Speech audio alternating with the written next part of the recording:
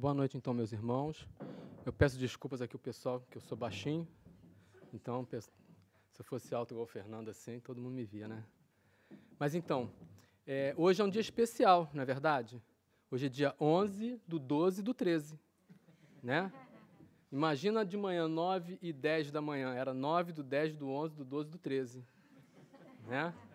Hoje é um dia para se lembrar. É uma única combinação, quer dizer, só daqui a 1000 anos que acontece de novo, né? Daqui a 100 anos, melhor dizendo. Pois bem, eu vou falar sobre orgulho e egoísmo, humildade e caridade. Antes de mais nada, quero agradecer a Deus a oportunidade, pedir a inspiração dos bons espíritos para que a noite se transcorra da melhor forma possível. Pois bem, esse assunto, essas palavras, elas estão presentes praticamente no Evangelho inteiro. É uma temática comum. A moral de Jesus se resume nisso, humildade e caridade, não é?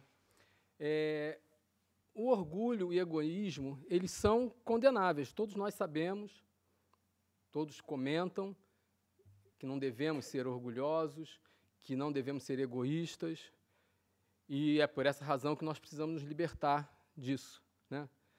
E os remédios para esses dois males, o orgulho e o egoísmo, é a caridade e a humildade.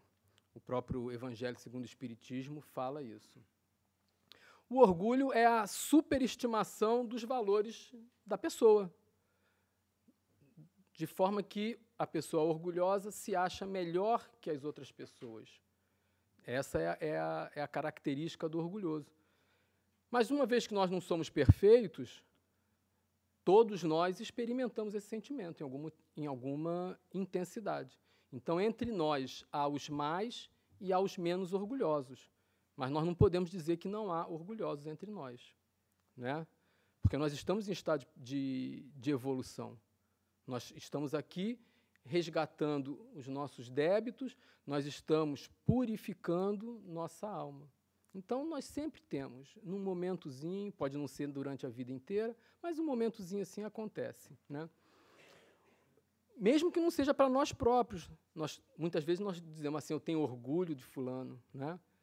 Então, é claro que essa palavra orgulho, às vezes nós usamos num sentido diferente, né? Nós gostamos de uma pessoa, nós achamos aquela pessoa uma pessoa interessante, uma pessoa louvável, então a gente diz, eu tenho orgulho de fulano, mas na realidade não é esse orgulho. Então nós temos também que ponderar sobre essa questão. O orgulho é a negação de muitos valores. Ele nos faz considerar mais importantes que os outros, faz com que nós pensamos que temos mais valor que os outros. Isso nos leva à soberba, à superestimação dos valores materiais, nos leva à vaidade, a atrair para nós próprios a atenção dos outros, e leva-nos a esconder de nós próprios os nossos defeitos. Então, um dos grandes problemas do orgulho é que ele cria uma máscara para a própria personalidade, de forma que o orgulhoso, às vezes, nem percebe disso. Então, é uma complicação. Ou seja, nós temos que nos identificar, porque nós só conseguimos nos modificar uma vez que nos conhecemos. Se eu sei que eu tenho um defeito, eu tenho a oportunidade de procurar me livrar dele. Mas se eu não sei que eu tenho esse defeito, como é que eu vou tentar me libertar, né? O Evangelho segundo o Espiritismo faz referência sobre isso. E no capítulo 7, os pobres de espírito, lá nas instruções dos espíritos, diz assim, o orgulho, eis a fonte de todos os vossos males. Aplicai-vos, portanto, em destruí-lo, se não lhe quiserdes perpetuar as funestas consequências. Um único meio se vos oferece para isso, mas infalível, tomardes para a regra invariável do nosso proceder a lei do Cristo. Então, veja que os Espíritos nos instruem. Proceder, acompanhar, seguir a lei do Cristo nos faz libertar do orgulho.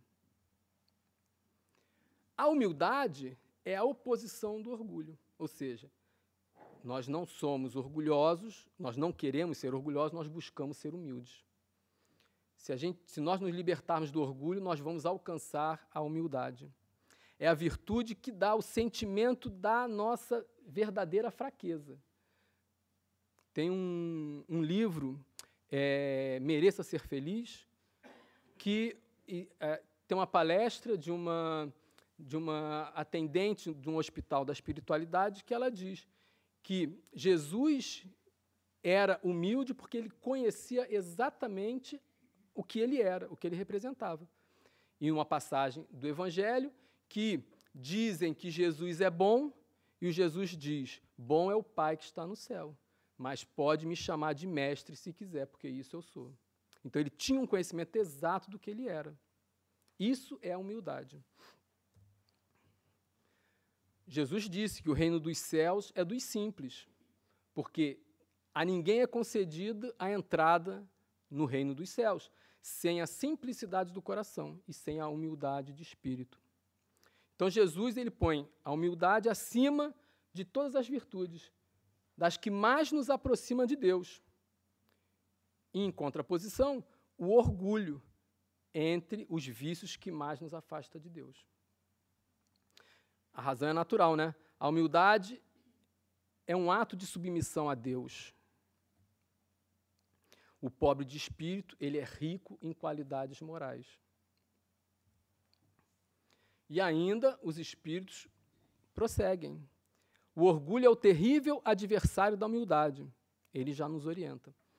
Se Cristo prometeu o reino dos céus aos mais pobres, é porque os grandes da terra imaginam que os títulos e as riquezas são recompensas deferidas aos seus méritos e se consideram de essência mais pura que os pobres. A humildade, prosseguindo, é a virtude muito esquecida entre vós. Entretanto, sem humildade, podeis ser caridosos com o vosso próximo? Que esse sentimento nivela os homens, dizendo-lhes que são todos irmãos. A humildade, então, nivela todos nós.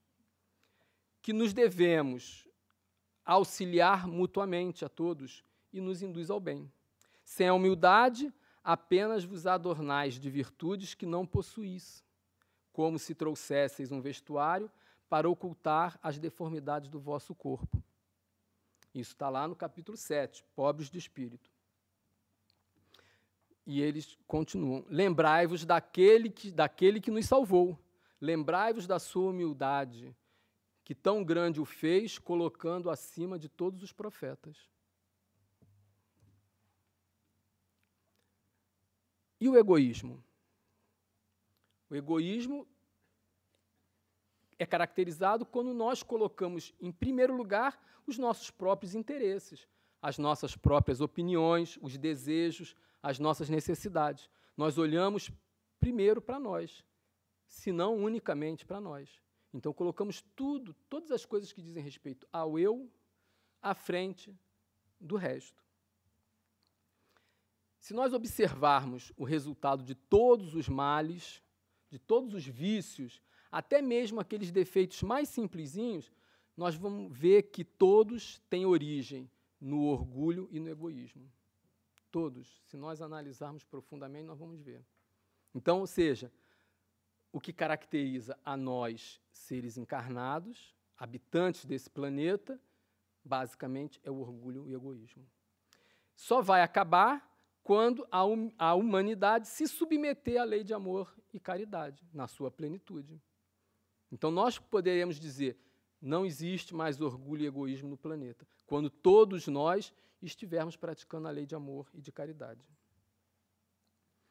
E lá no Evangelho segundo o Espiritismo, também fala sobre o egoísmo. O capítulo 11, ou melhor dizendo, capítulo 11, item 11. O egoísmo, chaga da humanidade, tem que desaparecer da Terra, cujo progresso moral obsta. O egoísmo é, pois, o alvo para o qual todos os verdadeiros crentes devem apontar as suas armas, dirigir as suas forças e a sua coragem. Coragem Digo, porque dela muito mais necessita cada um para vencer-se a si mesmo do que para os outros. Então, é muito fácil alguém tentar vencer o outro, mas vencer a si próprio tem que ter muita coragem. E os Espíritos continuam instruindo, lá no Evangelho segundo o Espiritismo, que cada um, portanto, empregue todos os esforços a combatê-lo em si, certo de que esse monstro devorador de todas as inteligências, esse filho do orgulho, é o causador de todas as misérias do mundo terreno. É a negação da caridade e, por conseguinte, o maior obstáculo à felicidade dos homens. Expulsai da terra o egoísmo, para que ela possa subir na escala dos mundos. Então, essa passagem foi ditada por Emmanuel. O contraponto do egoísmo é a caridade. Então, da mesma forma que o contraponto do orgulho é a humildade, o contraponto do egoísmo é a caridade. Ela anda sempre de mão dada com a humildade. A caridade e a humildade andam sempre juntas. Ela nos liberta da cólera. A caridade, ela sintetiza todas as virtudes. Então, aquele que aplica a caridade em sua plenitude, ele é possuidor de todas as virtudes. No Livro dos Espíritos, fala-se sobre isso. Existe uma pergunta que diz qual é a mais meritória das virtudes, a pergunta 893. E a resposta dos Espíritos diz: a caridade desinteressada, a maior das virtudes. Bom, segundo a doutrina espírita, o que seria a caridade? Nós poderíamos pensar em caridade material e caridade moral. A caridade material é aquela que se manifesta no nosso mundo físico. Então, é agir com desprendimento e com amor, sem humilhar aquele que recebe. Como Jesus disse, fazer com a mão esquerda, sem que a direita veja. Então, não humilhar aquele que recebe, materialmente dizendo. O amor se manifesta na forma de dar, ou seja, o nosso amor se manifesta como nós fazemos a doação. Porque muita gente dá só para se livrar daquele que pede. Então, está pedindo, então eu dou porque eu fico livre dele. Ou então para aliviar a consciência, né? Ah, se eu não der, eu vou para o inferno. Então eu pego, dou para me libertar, né? Vamos lembrar do óbolo da viúva, da parábola. Não é verdade? Pois bem, então nós precisamos ter a real necessidade de ajudar. Então a caridade, do ponto de vista material, ela se caracteriza pela vontade de ajudar, simplesmente. Porque nós não ajudamos apenas dando um dinheiro, dando um vestimento. Nós, oferecendo o ombro, oferecendo um amigo para alguém, muitas vezes nós podemos libertar uma pessoa de um suicídio, por exemplo. Né? Um olhar caridoso. Então, a caridade não é só dar. A caridade material é caracterizada pelo desinteresse. Não esperar o reconhecimento dos outros, não esperar gratidão. Então, eu faço a caridade, eu dou e fico esperando ele me agradecer. Não, eu dou e tchau. Eu não preciso esperar o agradecimento, né? Eu não quero retorno de nenhuma espécie pela ação que eu cometi, pelo benefício que eu concedi. Eu dou porque eu quero dar. Eu ajudo porque eu quero ajudar. Nós podemos, então, dar muito ou pouco. Nós podemos dar com muito ou com pouco amor. Né? Então, nós não precisamos dar muito, nós precisamos dar com amor. A caridade moral, ela pode ser elucidada no Livro dos Espíritos, na questão 886, como Jesus entendia a caridade moral. A benevolência para com todos, boa vontade. A indulgência para com as imperfeições alheias, a tolerância. O perdão das ofensas Então, essa é a caridade moral. Então, dessa forma, assim nós vemos todos os deveres que cada um de nós temos com o semelhante. A indulgência, a benevolência e o perdão às ofensas. Então, nós podemos exercitar isso através de 3 perguntinhas. Isso aí foi retirado da revista Reencarnação, A Caridade segundo o Espiritismo. Ao pensar, julgando ou avaliando o próximo, como devo proceder? Então, uma resposta com indulgência, ou seja, com tolerância. Então, como é que eu vou julgar o próximo? Tolerante, de forma tolerante. Por quê? Porque, quem sabe, eu não tenho vícios piores, não tenho defeitos maiores. Então, precisamos ter tolerância, ter paciência. Ser a minha ação para com o meu próximo? Com benevolência, com boa vontade. E como devo receber a ação do próximo? Com perdão. Então, são a forma que nós podemos ou nós devemos agir com o próximo. Então, se nós pensarmos nessas 3 perguntas, como eu devo julgar o próximo, como deve ser minha ação para com o próximo e como eu devo receber a ação do próximo. Então, a caridade moral, ela deve ser, isso foi extraído da Revista Internacional do Espiritismo, em 2001, Caridade Integral. Então, a caridade moral ela pode ser verbal, palavras que consolam, que esclarecem, que edificam, uma prece que aproxima de Deus nós e aquele objeto da prece. O silêncio, a suavidade no falar. Então, a caridade moral do ponto de vista verbal. A caridade moral do ponto de vista mental. Ondas mentais sob a forma de perdão, de prece, de amor, emitidas em favor de outros, encarnados ou desencarnados. Gestual, a caridade pode ser gestual. Afago fraternal, um abraço, um aperto de mão, um sorriso, um carinho. A caridade moral, ela também pode ser passiva. O silêncio diante de uma ofensa, a atenção perante um desabafo, como eu falei, dá o ouvido. E a caridade moral também é mediúnica. Amparo a encarnados e desencarnados através da faculdade mediúnica. Então, são formas que nós podemos buscar o exercício da caridade, tanto material quanto moral. Sempre nos é possível fazer a caridade. Não há quem não possa doar nada. Não há quem nada tenha. Todos nós temos alguma coisa para dar. Então, ninguém é escusado de praticar a caridade. Dedicar atenção a um irmão, vibrar positivamente por alguém, sempre podemos fazer. Cada um busca os meios de realizar a caridade de acordo com a sua evolução, com a sua própria evolução. Mas o espírito, na medida que compreende que não há salvação fora da caridade, à medida que essa compreensão ela vai se intensificando, vai se aprofundando em nós, então nós vamos nos esforçando a praticar nas diversas manifestações que aqui foi falada. E aí vamos eliminando gradualmente o orgulho e o egoísmo, na proporção, na medida certa que vai nos elevando ao Pai. É um trabalho árduo.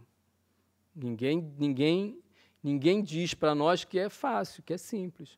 Nós estamos aqui reencarnando várias vezes, por causa disso. Porque nós vamos aparando as arestas,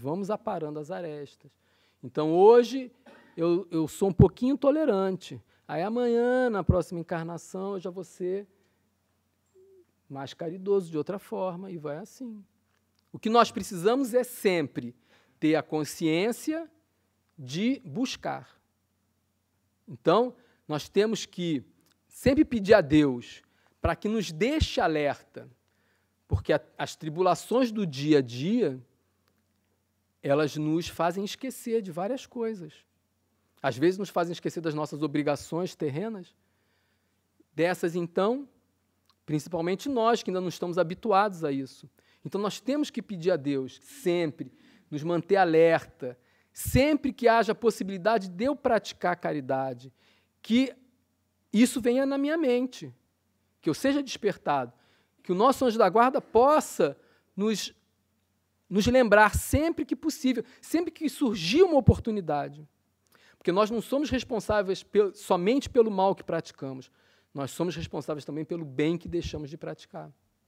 Então, muitas vezes, passa uma coisa assim na rua que a gente podia fazer, podia estender uma mão, e nós... Aí depois passa, podia ter feito isso, né? Eu sei porque acontece comigo. Então, nós temos que estar sempre alertas, igual os escoteiros. Sempre alerta. Nós temos que estar sempre alerta. E a melhor forma disso é vibrar com Jesus, vibrar com a espiritualidade. Porque nós somos como uma televisão. Nós vamos sintonizar o canal que nós quisermos. Então, dependendo lá da estação que eu virar, eu vou ouvir uma música boa ou uma música ruim.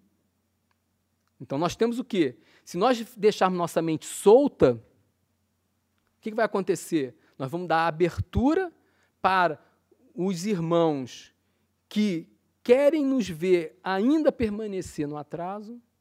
Tá? Vejam bem que eu não disse os irmãos maus, os espíritos maus. Porque se nós formos pensar amém, não existe mal. Não é? Existe aquele que não age no bem. Tá? Nem sempre nós somos maus porque queremos, com os espíritos encarnados também. Então, eu acho, na minha opinião, nós devemos fugir dessa caracterização de mal, porque mal todos somos. Né? Como disse Jesus, bom é o Pai que está no céu. Então, nós temos que fugir dessas coisas. Então, se nós deixamos nossa mente solta, nós vamos nos afinizar com esses. Porque os bons espíritos não vêm nos assediar. Os bons espíritos não vêm lá, faz o bem, não vai. Agora, o espírito que quer nos ver andar pelos caminhos tortos, eles vão ficar. Escorrega aqui, escorrega ali, bota uma casca de banana. E assim vai. Então, para nos afastarmos deles, nós temos que fazer o quê? Nós temos que chamar, nós temos que atrair os bons espíritos. O nosso anjo da guarda está ali, está aqui no ombro, não sei se é nesse ou se é nesse. Mas só que se a gente dá o ouvido para o outro lado, não adianta, certo?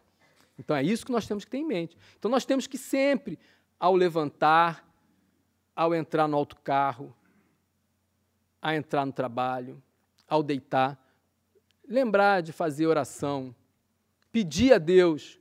Então a gente pede, ajuda meu pai que está assim, ajuda fulano que está doente.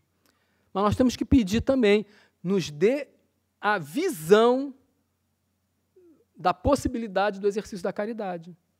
Mostra para mim o momento em que eu posso ser caridoso. À medida que nós exercitamos isso, Deus vai nos ajudar. Deus vai colocar os espíritos certos no nosso caminho, porque nós estamos pedindo. Então, nós temos que pensar nisso. Não vamos pedir só para ganhar Euromilhões. Vamos pedir para ser caridosos. Então, qual é a nossa meta? Combater o orgulho e o egoísmo.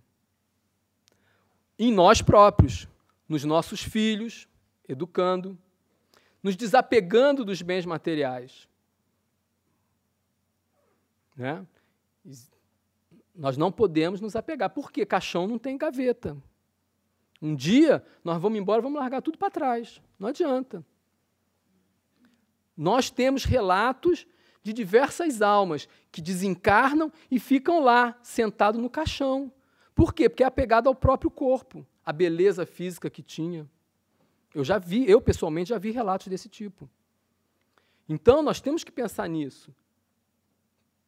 Nós vamos desencarnar, andar para frente. O que é material fica para trás. Então, às vezes, a pessoa fala assim, eu tinha aquele tapete, era tão lindo, e agora eu não tenho mais. O princípio do vazio qual é? Nós temos que abrir, esvaziar a mão para botar coisa nela. Se você fica segurando, não vai ter espaço. Se você enche os bolsos de coisa, não vai ter espaço para colocar mais nada. Né? Então, nós temos que nos esvaziar para poder receber. Tá? Nós temos que nos tornar puros de coração. É difícil, é difícil.